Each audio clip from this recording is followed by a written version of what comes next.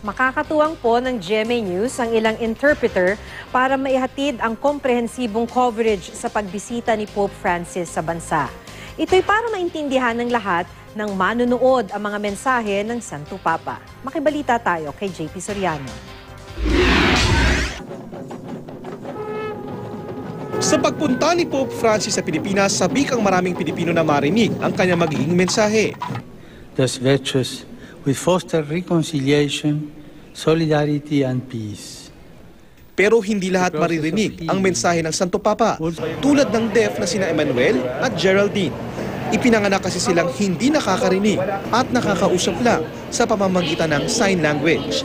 Ayon kay Geraldine, sabik siyang makita si Pope Francis na alam daw niyang malapit sa mga mahihirap at mga kabataan. Kaya umaasa siyang malaman sana ang mga kaganapan sa papal visit sa Pilipinas na mapapanood niya sa telebisyon. Para po maintindihan ko siya, tapos maalala ko siya.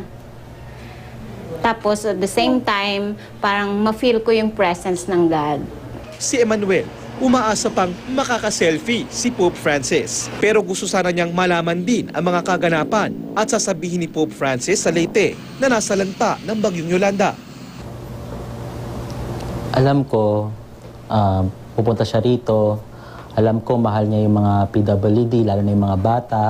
At alam ko, isa siyang taong may patas na pagtingin. Ang GMA Network, kaisang interpreters mula sa De La Salle College of St. Benilde School of Deaf Education and Applied Studies, gagamit ng interpreters sa pagkasahing papawid ng papal visit. Mahalaga raw ito ayon sa interpreters, lalo't maraming Pilipino na ang kabilang sa deaf community o yung hindi nakakarinig. So napakaganda pagkakataon to, lalo-lalo na meron tayong interpreter sa television, particularly sa GMA, na yung mensaheng napaka-importante na ipapahayag ng ating Santo Papa ay may irarating din sa mga kapwa natin. Nag-e-ensayo na ang mga interpreter habang pinapanood ang isang talumpati ni Pope Francis sa World Youth Day sa Brazil kamakailan. Yun nga, inano ko yung sarili ko na sana yun nga, makuha ko ng tama yung mensahe niya at maiparating ko lalong-lalo na sa mga deaf kasi sila yung titingin sa amin, sila yung makikinig sa amin. Maraming bagay na unang ginawa ni Pope Francis ang hindi inaasahan ng marami.